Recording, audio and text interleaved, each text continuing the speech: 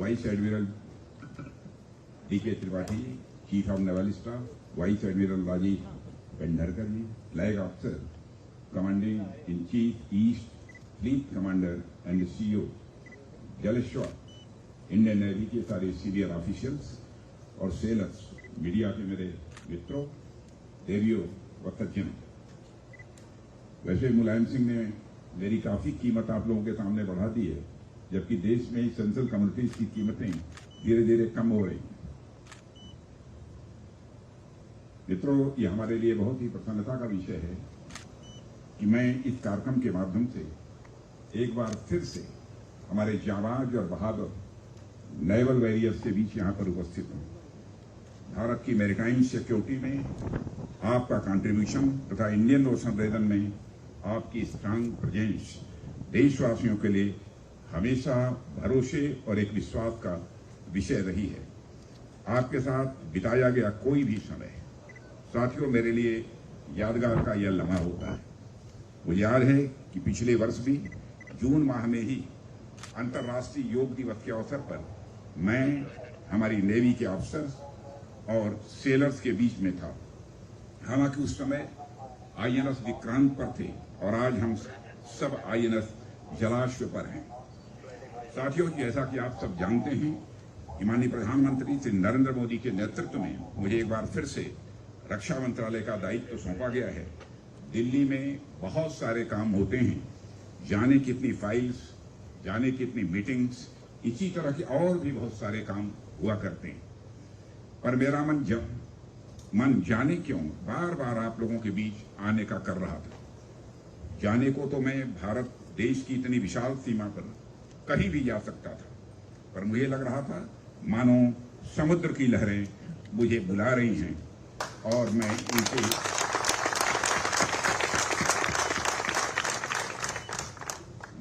इनसे दूर कैसे रह सकता हूं। हिंदी के एक बड़े कवि हरिवंश राय बच्चन का नाम आप सबने सुना होगा।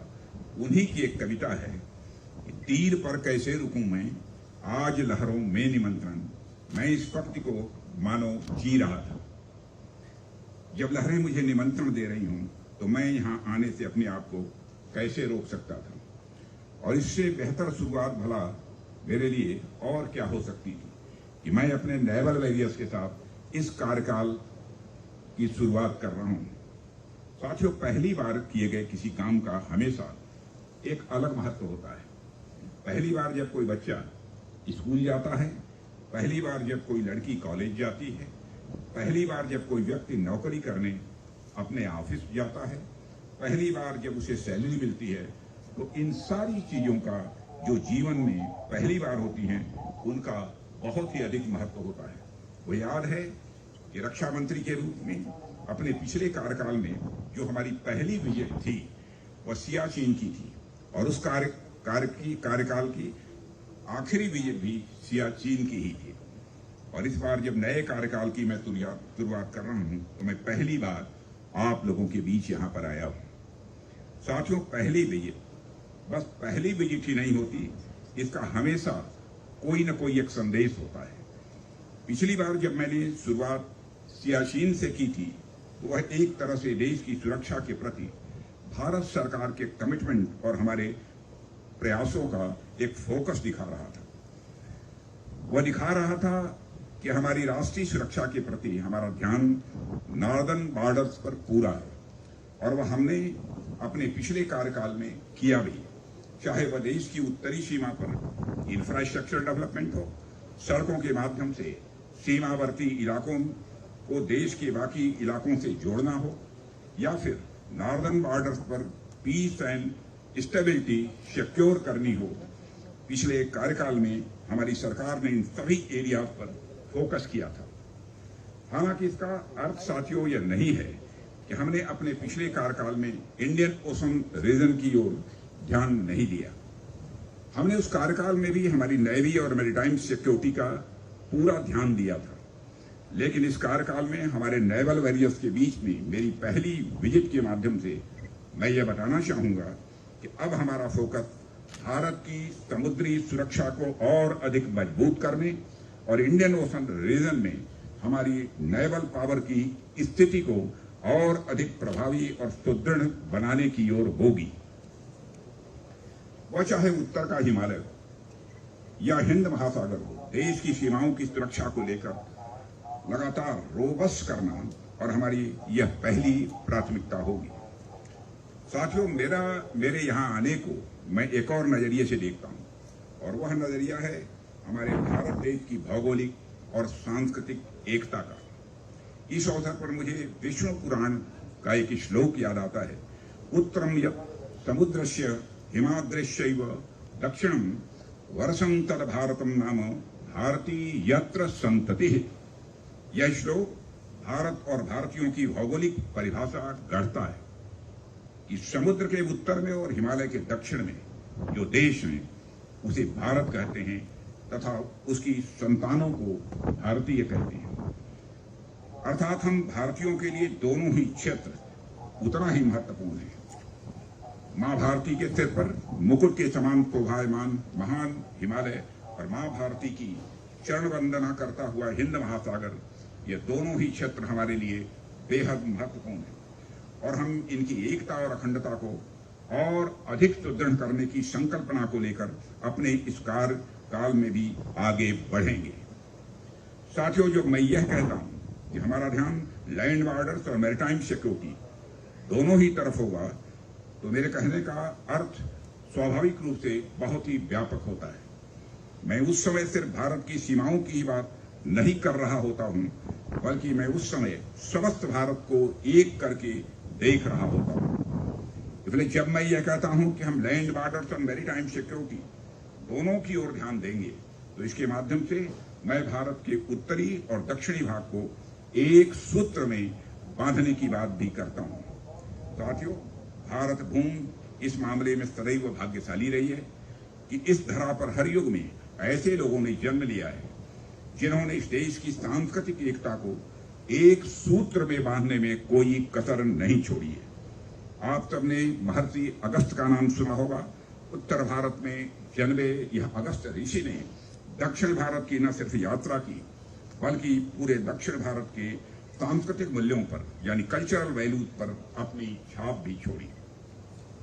बताते हैं कि आज भारत के दक्षिणी हिस्से में अनेक ऐसे पर्व और त्योहार हैं जिसे महर्षि अगस्त द्वारा ही शुरू किया गया था। उनका प्रभाव सिर्फ संस्कृति पर ही नहीं बल्कि युद्ध शैली तक पर भी माना जाता है। ठीक उसी प्रकार का उदाहरण जगतगुरु यानी आदि शंकराचार्य का भी आता है। भारत के दक्षिणी हिस्से में केरल के गांव में जन्मे शंकराचार्य न सिर्फ उत्तर भारत की यात्रा की, बल्कि वहां की संस्कृति, वहां की भाषा, वहां के दर्शन और वहां की धार्मिक मान्यताओं को भी उन्होंने प्रभावित किया। ऐसे अनेक उदाहरण साथियों भारतीय इतिहास में भरे पड़े हैं, जहां हमारे पूर्वजों ने समस्त भारत को एक सूत्र में पिरोने की भरपूर कोशिश की है। साथियों, भारतीय जनता की प्रतिनिधि के रूप में हमारी सरकार ने भी इस श्रृंखला को और अधिक आगे बढ़ाने का काम किया है। वैसे तो मेरे पास काशी तमिल संगमम, सौराष्ट्र तमिल संगमम जैसे अनेक इसके उदाहरण हैं, लेकिन मैं इनके अलावा भी एक उदाहरण की ओर आपका ध्यान दिलाना चाहूंगा। आप सबको याद होगा कि 2019 में लोकसभा चुनाव के दौरान जब चुनाव प्रचार की समाप्ति हुई थी, तो माननीय प्रधानमंत्री जी ने केदारनाथ में अपनी साधना के लिए कुछ समय व्यतीत किया था, जो भारत के उत्तरी भाग में है। और इस बार जब 2024 में लोकसभा चुनाव के दौरान चुनाव प्रचार की समाप्ति हुई, तो माननीय प्रधानमंत्री जी ने अपनी साधना के लिए भारत के दक्षिण भाग में स्थित विवेकानंद रॉक मेमोरियल को ही चुना। ऊपरी तौर पर देखने में यह दोनों ही कार्य साधारण लग सकते हैं, परंतु उनके मूल में वही बात है कि कैसे हम भारत के उत्तरी और दक्षिणी दोनों ही भागों को एक साथ लेकर चलें। साथियों, उसी क्रम में आज जब मैं आपके बीच INS जलाश्व पर यहाँ उपस्थित हूँ, तो मैं इंडियन ओशन रीजन में भारत की भूमिका और इंडो पैसिफिक रीजन में हमारी प्रेजेंस को लेकर कुछ बातें भी आपसे मैं करना चाहूंगा। साथियों, भारत का नेशनल इंटरेस्ट उसकी मैरीटाइम सिक्योरिटी से बेहद घनिष्ठ रूप से यह जुड़ा हुआ है। हमारी मैरीटाइम सिक्योरिटी की मजबूती हमारे देश की सॉवरेनिटी की मजबूती की यह पक्की गारंटी है। इंडियन नेवी की बढ़ती स्ट्रेंथ हमारी मैरीटाइम बॉर्डर की सिक्योरिटी को यह इंश्योर करती है। मैं हमेशा कहता रहा हूं और आज भी मैं कह रहा हूं कि हमारा नेशनल इंटरेस्ट, हमारा सेल्फ इंटरेस्ट सर्वोपरि है और इसकी सिक्योरिटी के लिए हम हर संभव कदम उठाएंगे। साथियों, सिक्योरिटी के साथ साथ हमारे देश का और भी व्यापक हित इंडियन ओशन रीजन से जुड़ा हुआ है। हम जानते हैं कि हिंद महासागर से बड़े पैमाने पर हमारा ट्रेड होता है। हमारे कमर्शियल इंटरेस्ट इससे जुड़े हुए हैं। इस क्षेत्र में हो रही फिशरीज और माइनिंग से संबंधित एक्टिविटीज में भारत एक बहुत बड़ा स्टेक होल्डर है। इंडियन ओशन रीजन से हमारे वाइडर नेशनल इंटरेस्ट जुड़े हुए हैं। ऐसे में इंडियन नेवी मैरीटाइम बॉर्डर को सिक्योर करने के साथ साथ हमारे वाइडर नेशनल इंटरेस्ट को साधने का भी यह एक माध्यम है। साथियों, यहां मैं एक और बात पर आपका ध्यान आकृष्ट करना चाहूंगा। जब मैं सेल्फ इंटरेस्ट कह रहा हूं तो उससे मेरा मतलब सेल्फिश इंटरेस्ट यानी सेल्फिशनेस से नहीं है। सेल्फ इंटरेस्ट और सेल्फिशनेस में बहुत बड़ा अंतर होता है। सेल्फिशनेस में कोई राष्ट्र जहां दूसरे राष्ट्रों के हितों की कीमत पर भी केवल अपना हित साधने की वह जुगत में रहता है। सेल्फ इंटरेस्ट में वह अपना हित तो देखता ही है, पर वह ब्रॉड और इनलाइटेंड सेल्फ इंटरेस्ट होता है। वह दूसरे देशों के हितों की कीमत पर नहीं, बल्कि दूसरे देशों के हितों के सामंजस्य में निहित होता है। इतिहास गवाह है कि सेल्फिश और नैरो इंटरेस्ट के प्रयासों की परिणति हमेशा यह टकराहट में होती है, तनाव में होती है, युद्ध में होती है। पर इनलाइटेंड सेल्फ इंटरेस्ट के प्रयासों की परिणति सभी राष्ट्रों के शेयर्ड ग्रोथ में होती है, म्यूचुअल रेस्पेक्ट में होती है, हार्मनी में होती है और साथ ही साथ शांति में होती है। साथियों, आज हम न केवल अपने बल्कि हमारे पड़ोसियों की मदद के लिए भी हर तरह से तैयार रहते हैं। रीजन में किसी भी दुर्भाग्यपूर्ण स्थिति में हम फर्स्ट रिस्पॉन्डर के तौर पर भी उभरे हैं। हमारी नौसेना इंडो पैसिफिक रीजन में यह इंश्योर करती है कि कोई राष्ट्र अपनी ओवरवेलमिंग इकोनॉमिक स्ट्रेंथ या मिलिट्री पावर के दम पर किसी दूसरे राष्ट्र को दबा न सके, उनकी सॉवरेनिटी या स्ट्रेटजिक ऑटोनॉमी को कुचल न सके। हमारे प्रधानमंत्री जी के विजन सागर यानी security and growth for all in the region में भी यही भावना स्पष्ट रूप से दिखाई देती है कि हमारे क्षेत्र के सभी साथी देश सुरक्षित रहें, प्रगति के मार्ग पर वह साथ आगे बढ़े। साथियों, बड़ी मछली छोटी मछली को खा जाए, ऐसा मत्स्य न्याय हमें स्वीकार नहीं है। हम अपने मित्र देशों के साथ काम करते हुए सर्वजन हिताय सर्वजन सुखाय के मार्ग पर आगे बढ़ेंगे। हम हिंद महासागर क्षेत्र को मत्स्य न्याय क्षेत्र में नहीं बनने देंगे। मेरे सेलर साथियों, देश को आपके ऊपर पूरा भरोसा है, देश को आपके ऊपर गर्व है और देश को आपसे बहुत बड़ी उम्मीदें भी हैं। पिछले कुछ समय में देश ने अभूतपूर्व तरक्की की है। इसके पीछे आपका बहुत बड़ा योगदान है। पिछले कुछ समय में देश ने अंतर्राष्ट्रीय स्तर पर अनेक बड़े निर्णय लिए हैं, उसके पीछे आपका ही भरोसा है। पिछले कुछ समय में देश ने दुनिया पर अपनी नई और एक गहरी छाप भी छोड़ी है, जिसके पीछे आपका दमखम है। इसका एक उदाहरण मैं आपके सामने यहाँ रखना चाहूंगा। अभी अभी 2-3 माह पहले ही मार्च के अंतिम में इंडियन नेवी ने अरेबियन सी में एक साहसिक रेस्क्यू ऑपरेशन चलाकर 23 पाकिस्तानी नेशनल्स को सोमाली पायरेट्स के कब्जे से मुक्ति दिलाई थी। इसके बाद पाकिस्तानियों द्वारा इंडिया जिंदाबाद का नारा लगाया गया था। उसको देखकर किसी भी भारतीय का सीना चौड़ा होना यह स्वाभाविक है। इसका श्रेय भी यदि किसी को जाता है तो हमारे देश की इंडियन नेवी को इसका श्रेय मैं देना चाहता हूं। दुनिया भर में यह बात नोट की गई कि रीजन में फंसे हुए लोग कहीं के भी हों, पर बात जब मानवता की आती है तो हमारी नेवी पहली पंक्ति में खड़ी मिलती है। यही हमारे मूल्य हैं, और यही हमारे विचार हैं, और यही हमारे संस्कार हैं। साथियों, हम सबके लिए एक गौरव का विषय है कि हिंद महासागर क्षेत्र में हमारी नौसेना की वजह से न सिर्फ सुरक्षित व्यापार संभव हो पा रहा है, बल्कि इस पूरे रीजन में पीस और प्रॉस्पेरिटी को भी स्वाभाविक रूप से बढ़ावा मिल रहा है। इंडो पैसिफिक रीजन में free navigation, rules based order, anti piracy और पीस एंड स्टेबिलिटी सिक्योर करना हमारे सबसे बड़े उद्देश्यों में से एक है, और आप सभी अफसर सेना साथी ही इसके कर्ता धर्ता हैं। साथियों, हम अपनी बढ़ती शक्ति के साथ साथ सिर्फ इस क्षेत्र में ही नहीं बल्कि पूरी दुनिया में शांति स्थापित करने के लिए पूरी तरह से संकल्पित हैं। हम चाहते हैं कि freedom of trade and commerce यह सदैव बना रहे, दुनिया के अलग अलग देशों के बीच अबाध व्यापार यह सुनिश्चित हो। हमारी बढ़ती शक्ति का उद्देश्य है कि हम रूल्स बेस्ड वर्ल्ड ऑर्डर को सुनिश्चित करें। हमारी बढ़ती शक्ति का उद्देश्य है कि हम हिंद महासागर तथा हिंद प्रशांत क्षेत्र में इलीगल एंड अनरेगुलेटेड फिशिंग को भी रोकें। हमारी नौसेना की बढ़ती शक्ति इस क्षेत्र में नारकोटिक्स व ह्यूमन ट्रैफिकिंग को भी रोक रही है। हमारा सशक्तिकरण इस क्षेत्र में न सिर्फ पायरेसी को रोकने के लिए पूरी तरह से प्रतिबद्ध है, बल्कि हम इस पूरे क्षेत्र को शांत व समृद्ध करने के लिए भी पूरी तरह से कमिटेड हैं। साथियों, आप लोगों की ताकत हमारी डिप्लोमेसी को और अधिक सशक्त कर रही है। एक कहावत है, diplomacy without arms is like music without instruments. मुझे पूरा विश्वास है कि हमारे इस उद्देश्य की प्राप्ति में भारतीय नौसेना इसी प्रकार अपनी प्रभावी भूमिका का सदैव निर्वाह करती रहेगी।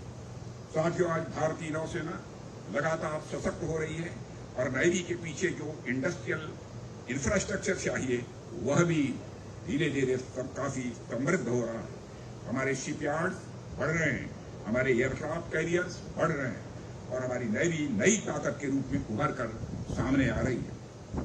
साथियों, हमने पिछले कार्यकाल में भी इस दिशा में प्रयास किए और हम अपने इस कार्यकाल में भी अपने उन प्रयासों को और तेजी देने की भरपूर कोशिश करेंगे। साथियों, एक बात और कहकर मैं अपनी बात समाप्त करूंगा। इसे मैं अंत में इसलिए कह रहा हूं क्योंकि मेरी नजर में यह सबसे महत्वपूर्ण बात है। साथियों, जैसा कि मैंने अभी कहा कि हमारी नेवी लगातार सशक्त हो रही है, इसमें नित नए सिस्टम्स जुड़ रहे हैं, वेपन्स जुड़ रहे हैं, एयरक्राफ्ट कैरियर्स जुड़ रहे हैं, सबमरीन्स जुड़ रही हैं, पर हमारी नौसेना की पहचान केवल इन वेपन्स, सिस्टम्स और प्लेटफॉर्म्स मात्र से नहीं हो सकती है। ये सभी निसंदेह नेवी के लिए बहुत ही महत्वपूर्ण है, इसमें कहीं दो मत नहीं है। पर हमारी नौसेना की असली पहचान आप सब ऑफिसर्स और सेलर्स हैं, जो अपना पूरा जीवन इन लहरों पर बिता देते हैं। इसकी असली पहचान आप सभी मेन एंड वुमेन हैं, जो राष्ट्र की सुरक्षा के लिए अपना जीवन दांव पर लगाने के लिए सदैव तत्पर रहते हैं। हमारा नौसैनिक जो चाहे केरल से हों या कश्मीर से, चाहे गुजरात से हों या अरुणाचल से, परंतु राष्ट्र को सर्वोच्च रखते हुए अपना सर्वस्व अर्पण करने के लिए सदैव तत्पर रहते हैं। मैं आप सभी का अपनी तरफ से शीश झुकाकर अभिनंदन करता हूं। साथियों, मैं सरकार की ओर से आपको इस बात का आश्वासन देता हूं कि भारतीय नौसेना की मजबूती के लिए भारत सरकार को जो भी करना पड़े, सरकार वह करने के लिए पूरी तरह से तैयार है। आपके साथ भारत के 140 करोड़ नागरिक पूरी मजबूती के साथ खड़े हैं। आप सभी नेवल वॉरियर्स और हम सब मिलकर न सिर्फ इंडो पैसिफिक क्षेत्र में भारत की मजबूती को बढ़ाएंगे, बल्कि सामरिक दृष्टिकोण से भारत की ग्रोथ एंड डेवलपमेंट को भी एक नया डायमेंशन देंगे। इसी विश्वास के साथ मैं एक बार आप सभी को फिर से धन्यवाद देता हूं और भारतीय सेना को मैं तथा आप सभी को आपके भविष्य की योजनाओं के लिए ढेर सारी शुभकामनाएं देते हुए अपना निवेदन यहीं समाप्त करता हूं। आप सबको बहुत बहुत धन्यवाद। एक साथ बोलेंगे, भारत माता की, भारत माता की, भारत माता की। बहुत बहुत धन्यवाद।